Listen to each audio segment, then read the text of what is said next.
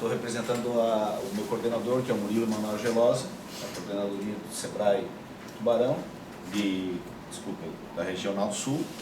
Né? E o Sebrae tem uma atuação bastante prática. Né? Eu diria que uma boa parte do que está se levantando aqui está muito relacionado à pesquisa e à academia mesmo. Né? Então, eu acredito que faz parte da estratégia do Sebrae trabalhar cadeias produtivas. Né?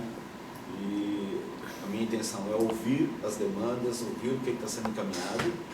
E depois fazer o encaminhamento para o nosso coordenador, para a partir daí ver de que forma que o Sebrae pode ter uma participação. Mas é muito prática a ação no sentido de trabalhar a geração de empreendimentos, de negócios, de emprego. Né?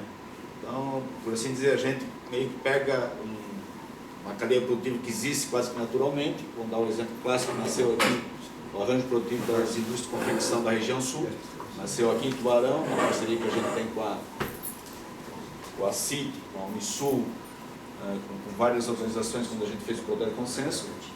E da mesma forma eu acredito que é um trabalho pioneiro, mas por outro lado também com o objetivo de, por exemplo, hoje a Unisul está trabalhando com a validação de 5 variedades. Né? Agora, para que atividades que isso já podem pensar? Por assim dizer, o Sebrae estaria na pós-ponte do estudo. Como é que a gente vai aplicar, como é que a gente vai fazer a coisa acontecer do ponto de vista de negócios, de geração de emprego, geração de renda. Exatamente esse é o objetivo. Eu sou o Gilmar, eu trabalho aqui na Unisul.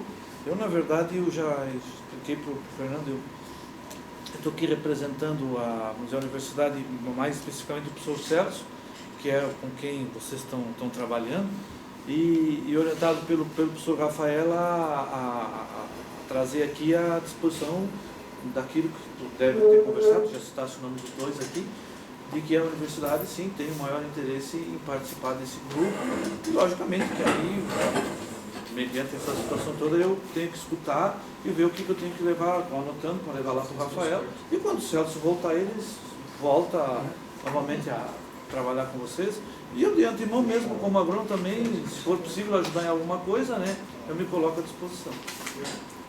Bom, me chamo Eduardo, sou agrônomo da Prefeitura do Tubarão, represento o desenvolvimento econômico com quem o Fernando já teve várias conversas, né? E a gente está aí para colaborar com o assunto, a Secretaria fica à disposição para ajudar no que precisar.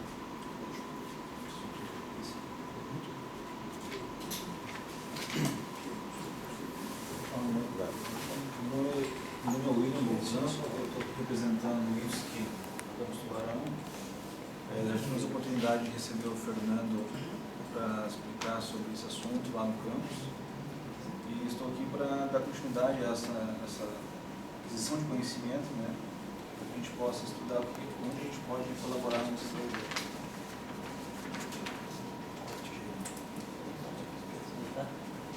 Sua presidência.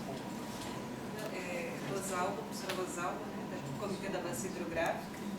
Na verdade, vim para conhecer a proposta e ver em que a gente pode se enquadrar e auxiliar no que for possível. Vamos fazer que nem o bambu, vamos ficar pertinhos dos outros. Isso, porque eu cheguei tarde. É contigo, Fernando. Bom, eu queria agradecer a todos vocês a presença, né? Dizer que esse momento pode ser uma oportunidade bastante significativa para a nossa região. Acredito que se nós realmente levarmos a termo o que está sendo proposto, né, vai contemplar o interesse de todas as entidades envolvidas, né, cada um nas suas especificações, né, e o mais importante, né, é que vai trazer um desenvolvimento sustentável para a nossa região. Eu gostaria de fazer um pequeno histórico sobre a minha pessoa, né, para que vocês entendam. Meu nome é Luiz Fernando Correia de Carvalho, a maioria me conhece como Fernando Carvalho. E desde umas características pessoais que me acompanham desde a escola e até no trabalho, foram essa questão da inovação. Quando da escola eu fugi, né, e me tornei um autodidata. E no trabalho sempre fui buscar a inovação, minha passagem por empresas como Zero Hora, RBS, culminaram em criação de produtos que até hoje estão no mercado em função da expectativa que eu tinha de inovar em cima de alguma coisa existente. E vindo para Tubarão, eu estou há 28 anos em Tubarão, iniciei o meu trabalho, fui chamado para cá em função da RCE, eu vim a convite de um diretor da RCE, que havia gerenciado uma emissora em Santa Maria, com o objetivo de criar aqui uma emissora de TV. Esse processo não evoluiu em função das características da direção da empresa, que não eram empresários de comunicação, e a gente, com toda essa carga de inovação, de propostas que eram consideradas e até hoje são consideradas meio que sonhadoras, acabaram que não... E eu aí registrei a minha empresa.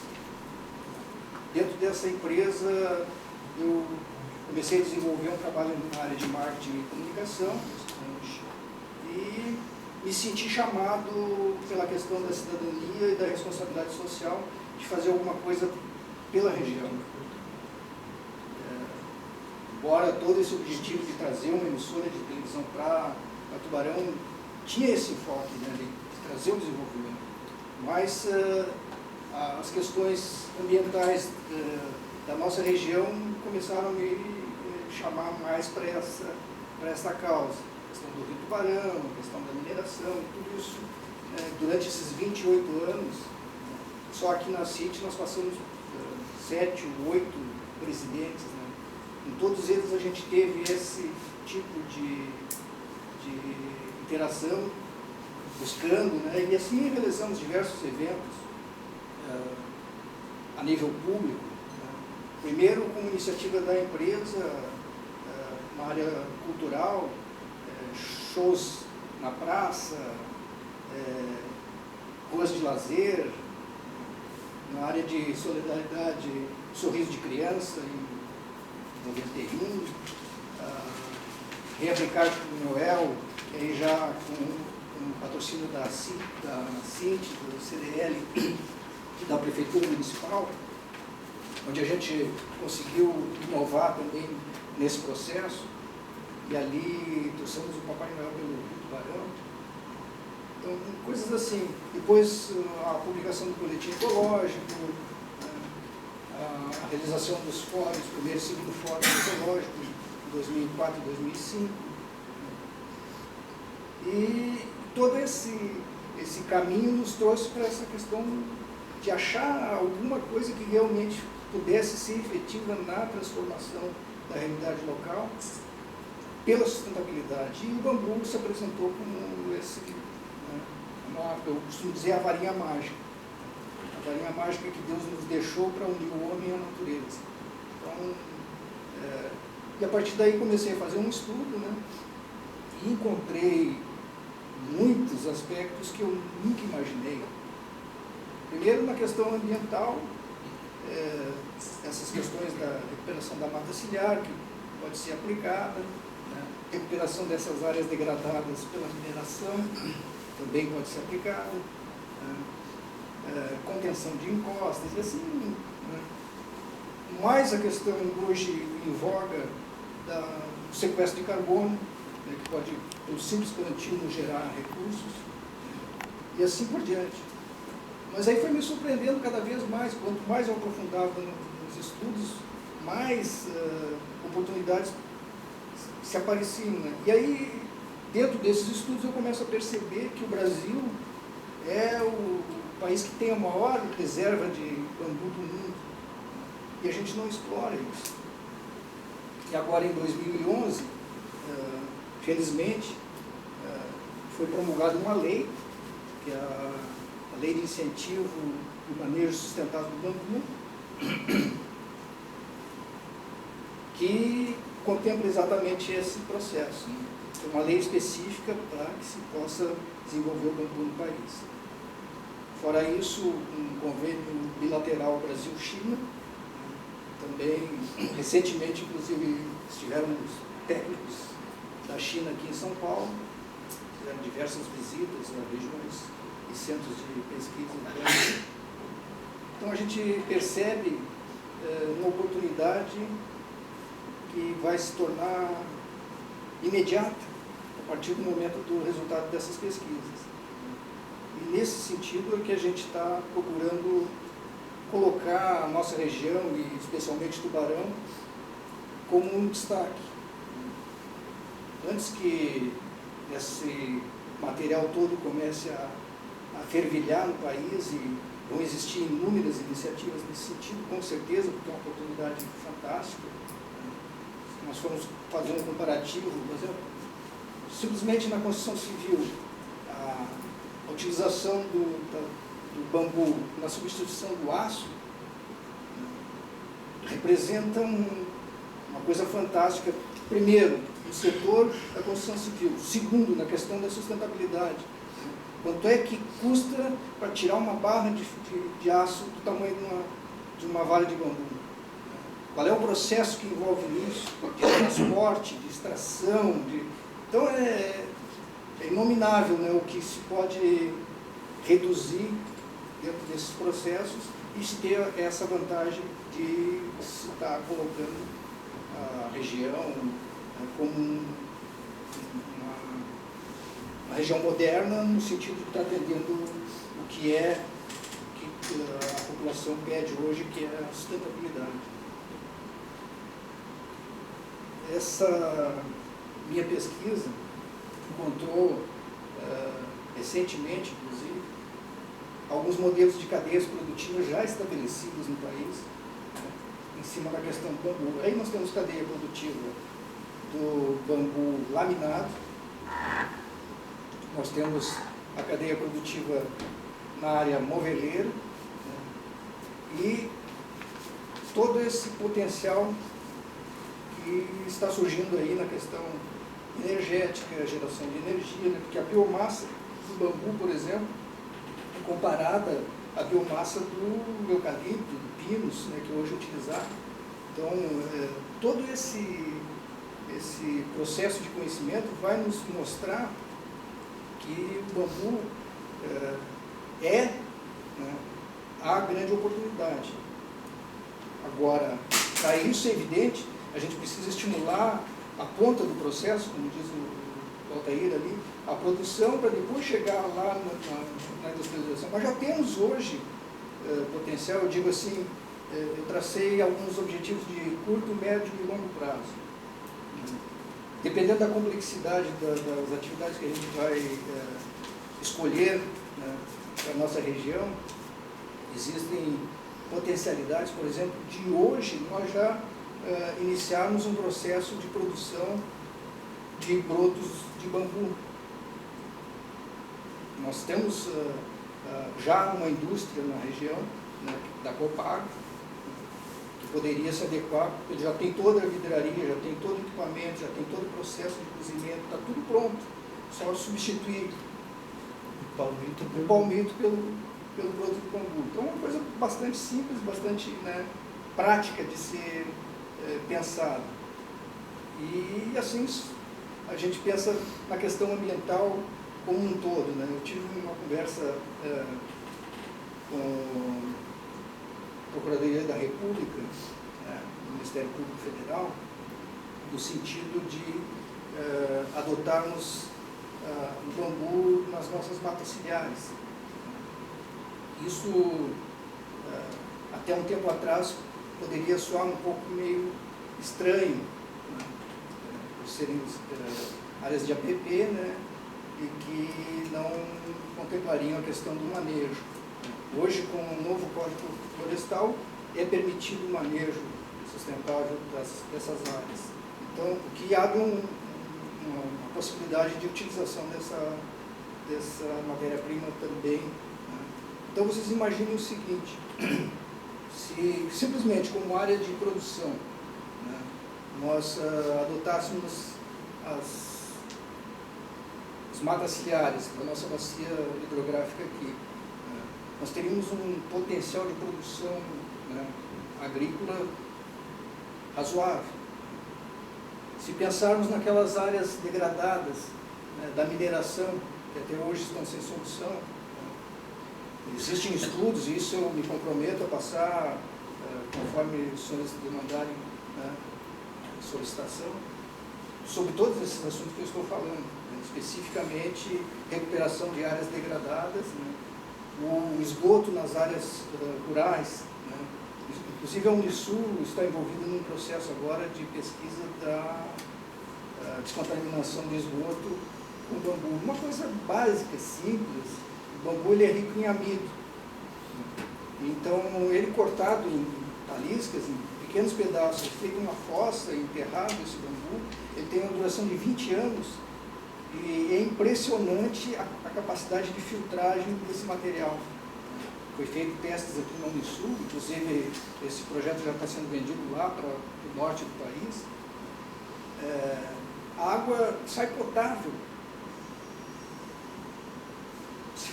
Simplesmente você pega do outro lado e bebe a água. Alguns anos atrás, a própria CIT esteve envolvida também num processo desse. Eu acho que talvez até seja esse mesmo camarada aqui de Laguna que estava desenvolvendo essa questão do tratamento do esgoto. Então vocês imaginem isso numa escala regional. Resolvemos os problemas ambientais dos esgotos rurais, que dificilmente a gente vai ter um tratamento, né? A questão da agregação de renda que isso pode trazer para essas famílias de agricultores, né? No simples uso da questão ambiental. Se partirmos mesmo para o uso comercial de utilização desse material dentro de cadeias produtivas, por mais incipientes que sejam e que todo mundo conhece alguma coisa de artesanato no bambu, já seria um ganho. Né? Mas eu penso numa complexidade maior, numa indústria mais elaborada, né? E isso eu acho que é a grande oportunidade. Dentro do governo federal, eu pesquisando, essa chamada do CNPq tem origem do Ministério da Ciência e Tecnologia, uma verba de 16 milhões que foi dividida nas 5 regiões. Inclusive a nossa região é que tem o maior valor captado nessa chamada. Se a gente imaginar que o Ministério da Ciência e Tecnologia tem uma secretaria especificamente voltada para a inclusão social e que dentro dessa secretaria a cadeia produtiva do bambu é enumerada como uma das estratégias principais, né, a gente já percebe que realmente pode-se esperar alguma coisa, né? Não vai ser um esforço em vão de nossa parte aqui, mas sim a gente vai ter respaldo lá adiante. Para vocês terem uma noção, eu encontrei o endereço dessa secretaria, que se chama CECIS, né, e encaminhei uma correspondência informando que eu desejaria, né, estava com um projeto aqui em andamento e gostaria de ver implantado uma cadeia produtiva aqui na nossa região. De imediato, o Guilherme testemunha disso, o Rafael também, né, a gente repassou esses e-mails, o pessoal agendou uma reunião lá em Brasília para que a gente fosse discutir esse assunto. Né. Então, o que eu percebo também agora, recentemente baixei uma apresentação do secretário dessa pasta, e dentro das apresentações dele, ele traz como destaque a questão do bambu. Então, existe um mecanismo aí que também a gente pode estar trazendo, eu conversei bastante com o pessoal lá do Instituto Federal, na possibilidade, de repente, da gente sediar aqui um centro vocacional tecnológico, que é uma estrutura que não existe ainda em Santa Catarina. Peguei pelo mapa do Ministério e diversos outros estados, praticamente todos, têm um centro vocacional tecnológico. E Santa Catarina ainda não tem. E é exatamente essa secretaria, né, que está, e existe uma cadeia produtiva na Paraíba que é especificamente do bambu, né, e ali tem um envolvimento direto do Instituto Federal com uma unidade vocacional tecnológica. Então, além de a gente estar fazendo um esforço local aqui, eu acredito que a gente vai encontrar respaldo a nível nacional, que é importante, né? Eu acho que geralmente a gente discute e diz, mas isso precisa de verba, qualquer coisa, né, que a gente pense em fazer vai necessitar de verba. E aí eu digo, fugindo dessa secretaria específica, outras políticas nacionais, como o Brasil Maior, né, a própria habitação de interesse social, são tudo recursos e pastas que têm, né, condição da gente encaixar dentro dessas propostas, né. Se pendermos aqui para a questão da construção civil, né, vai se encontrar respaldo nessas áreas que já tem recurso destinado pelo governo federal. Então é uma questão de buscar, né, agregar esses interesses. Basicamente é isso. O modelo que eu estou propondo de uma criação do grupo de trabalho informal é um modelo também que é aplicado por essa secretaria. Então, coincidentemente, eu organizei um organograma, imaginando a nossa constituição nesse processo, e encontrei bastante similaridade com o que a Secretaria propunha na questão da criação da cadeia produtiva, né, que seria primeiro a formação de um grupo de trabalho, para depois a composição de um comitê permanente, né, e que aí estaria respondendo por esse assunto. Dentro desse organograma, eu coloco o projeto Viver de Bambu, e de um lado as universidades, centros de pesquisas, né, instituições afins, do outro o empreendedorismo, né, os empresários que têm interesse nesse processo. Constitui-se uma secretaria executiva, né, em conjunto a partir desse grupo de trabalho, dessa comissão permanente, se elege para que se possa ter um gerenciamento desse processo. Dentro dessa secretaria, existe a possibilidade, é uma coisa que eu sempre almejei, dentro das estruturas que eu pensava para estruturar dentro da fundação, a questão do telecentro, que é um mecanismo fantástico que infelizmente a gente não vê propagado em muitos espaços. Eu sempre lutei por isso e acho que é um mecanismo fantástico, que é exatamente a parte digital do processo, ou seja, se estabelecer um provedor, né, específico para dar capacidade de informação, de pesquisa, geração de matérias, né, produção de audiovisuais. Esse telecentro ele contempla e tem leis específicas para isso e recursos específicos para isso. Então eu penso anexar à secretaria um telecentro, né, que seria onde nós teríamos a nossa base de dados e distribuição de informações. Depois disso, né, seguindo no organograma, teríamos os núcleos de negócios, e aí então resultante desse trabalho que a gente irá desenvolver, de elencar quais são as atividades possíveis de se desenvolver na nossa região, né, criar núcleos de negócios em cada um deles, aí vem atender a parte que o SEBRAE se dedicaria, né, e em cima desses núcleos de negócios, né, eu imagino que o projeto Viver de Bambu deva ter um fundo financeiro. E aí eu pensei no mecanismo, que já é uma proposta que a gente vem tendo há muito tempo. Cada núcleo de negócio teria uma contribuição específica para esse núcleo financeiro.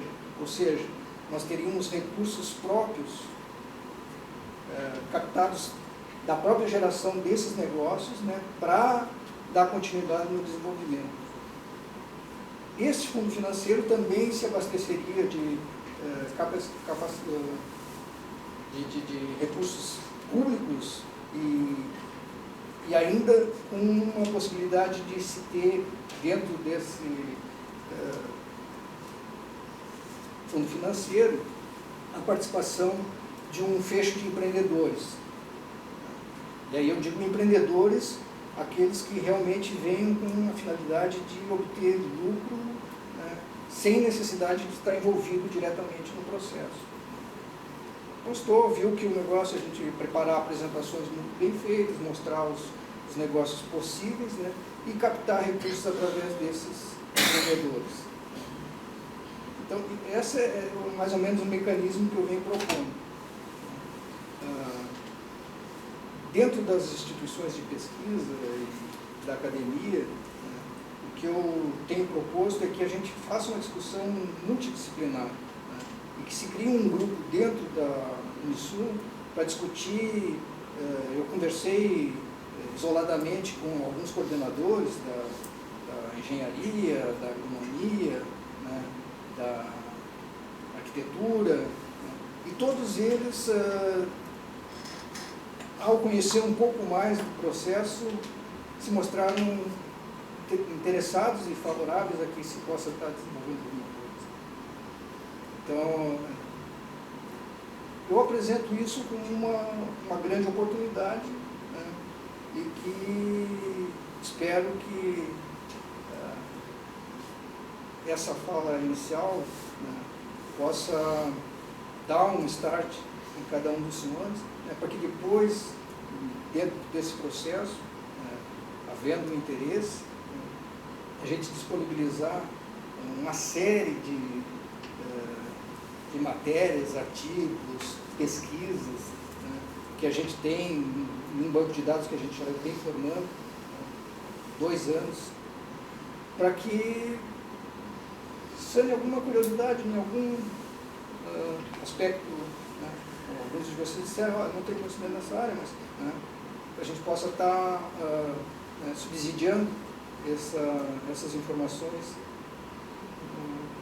Então esse é o objetivo. Basicamente seria a criação de um grupo de trabalho, né, para que a gente pudesse estar, a partir daí, pensando como se desenvolver esse processo. Eu coloco à disposição, acredito que devam ter algumas perguntas. Não, vou lá.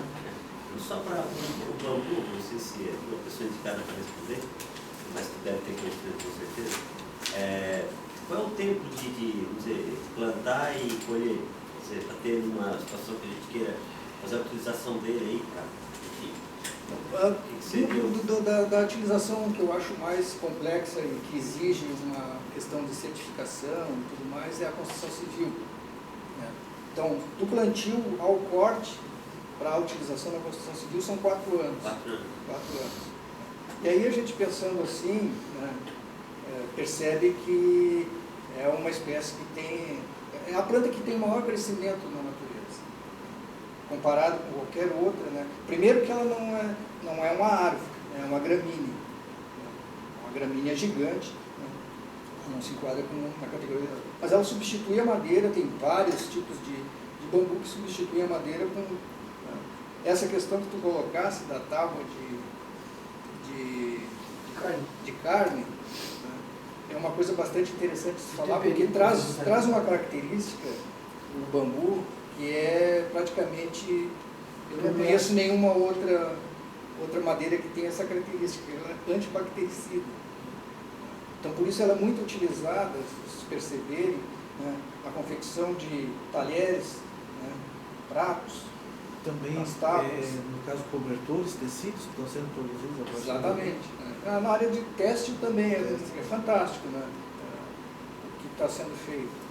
E eu imagino assim, essas fibras, né, que tem essa grande, por exemplo, no papel. Né? O papel, as embalagens de cartonagem que é feita para embalagem, por exemplo, da Sadia, McDonald's, né? São tudo feitas de bambu. Saco de cimento, tem que ter a fibra de bambu na composição desse papel. E só existe uma fábrica no Brasil que faz isso. Então, a pior das hipóteses, né, eu não me arriscaria a dizer que a gente fosse montar uma indústria de têxtil aqui ou de celulose, mas na pior das hipóteses a gente pode estar fornecendo matéria-prima. Né? E aí, matéria-prima eu falo, de repente, em agregar valor, nós podemos estar mandando a massa já. Né? Ao invés de mandar a vara do bambu, mandar essa massa de celulose. Hoje, se a gente plantar o bambu aqui, ou se liberar o bambu que existe plantado no Brasil, a China compra todo.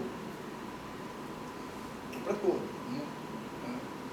E eu posso garantir ao senhor o seguinte, hoje o preço de mercado de uma muda, né, de bambu está no preço de uma planta ornamental, de R$12.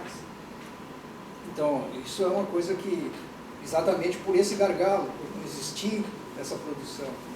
Então, no momento que a gente começa a produção, os estados, os locais que começarem a produzir pioneiramente, vão ter vantagem, seguramente. Né?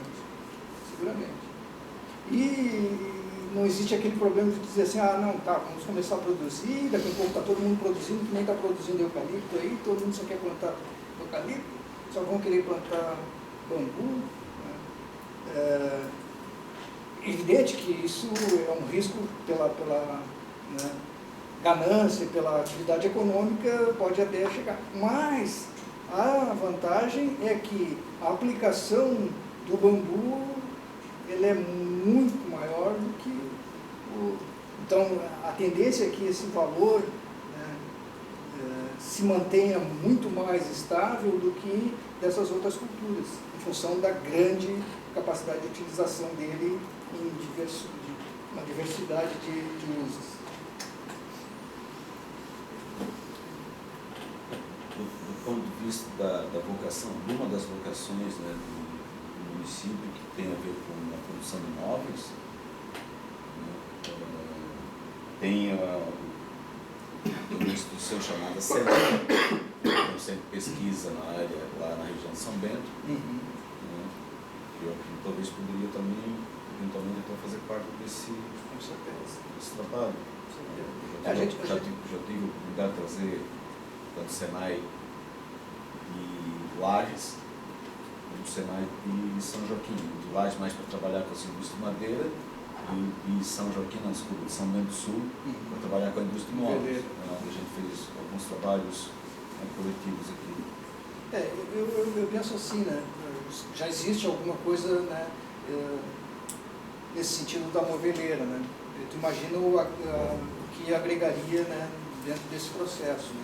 Mas aí a gente pode fugir da matéria-prima como base, se pensar na cadeia, né? Por exemplo, a metal mecânica pode se beneficiar disso, né? Na fabricação de máquinas específicas, tem diversas. Né? Hoje o pessoal está importando da China as máquinas, para quem está se aventurando a trabalhar com bambu, está importando da China essas máquinas. Né? Então nós podemos estar criando também oportunidade para as cadeias que já estão estabelecidas do metal mecânico e para poder estar produzindo aqui. Nós estamos do lado da segunda cidade aqui da região sul, que é Braço Norte, que é o maior parque indústria do setor metal mecânico. Só perde para Criciúma. E a diversidade de Braço Norte, que é muito mais ampla do que Criciúma. Também nós tínhamos aí como destaque a questão da indústria de molduras, né? Que exatamente o que afastou a produção da moldura na nossa região foi a questão da matéria-prima. Né? A camarada tinha que trazer a madeira lá do norte para cá, né? E aí, então eles mudaram a indústria para lá. Então, isso tudo é uma coisa que, se a gente pensar no desenvolvimento regional, ele é uma oportunidade fantástica, tanto de recuperar esses setores, né, como acabar estimulando novas iniciativas. Né. Fernando, não sei se é para ti ou para o SEBRAE ou o IPAGRE, porque eu não consegui ver nenhum dado sobre a produção do bambu e os custos não de produção, senão o custo da matéria-prima. Porque tudo bem, pode ter muitas mais flexibilidade de uso, mas a gente tem que saber qual é a produção atual, qual é o custo atual, qual é o custo para fazer isso. Eu pensando em aplicações simples, substituir a madeira, sabemos que o eucalipto está em R$23 por tonelada. Um valor igual ou menor. Segundo, tem que ter um volume que tem que substituir dentro de uma cadeia produtiva. A matéria-prima não é fácil. Por isso, eu queria saber se não sei se o IPAGRE tem algum dado, se tem alguma produção. Eu sei, o IPAGRE não tem trabalhos. Quem sabe trabalha a uso. São Paulo, se não me engano, é de Bauru, lá. Unesp. Tem um trabalho em custo de produção. Eu tenho diversos. Volume de produção não tem nada. Eu tenho diversos trabalhos nesse sentido, né, comparativos de preços, de massa, a questão da precocidade do bambu comparada a outras madeiras. Isso sim, mas volume de produção, quanto se está produzindo agora em Santa Catarina? Não, mas exatamente esse é o nosso enfoque, né? O gargalo é exatamente esse, falta organizar a produção. Né? E com essa produção, como o Carlinhos perguntou ali, em 4 anos a gente tem matéria-prima suficiente para estar já abastecendo um setor importantíssimo. Né? Mas não precisa os 4 anos, se a gente for falar do broto do bambu, né? Não precisa os 4 anos. Então, a gente falar em desenvolvimento regional, um prazo desses é até meio que curioso, né? Porque geralmente são coisas de longo prazo. Né? É evidente que tem processos aí que vão demandar longo prazo, mas o que eu me refiro é que a gente pode estar dando um direcionamento para que a gente venha caminhando paulatinamente, né, para chegar a se tornar realmente um polo, né, na questão do bambu. Áreas de plantio a gente tem, né, vantagens para apresentar para o produtor a gente tem. Então, é uma questão só de investimento no cultivo. Fernando, tu tens, acho que até poderia apresentar, por exemplo, essa questão de custo, tu não tens aí comparativo, produtividade, custo? Eu tenho, mas não separei assim, eu gostaria de que, se alguém tiver interesse, eu passo todos os estudos relativos àquele específico item, porque senão eu vou acabar me perdendo aqui na minha... muita coisa e elas estão colocadas de uma forma sem essa organização. A única coisa que eu organizei foi algumas fotos que eu acabei esquecendo de trazer o pendrive, mas que traria ali, organizado, por exemplo, pelos interesses ali que a gente vem discutindo na questão dos playgrounds, né, passarelas de pedestres, né, são coisas que eu acho que são assim, essenciais para que a gente pudesse dar visibilidade, né, do que é possível fazer com o bambu. Vocês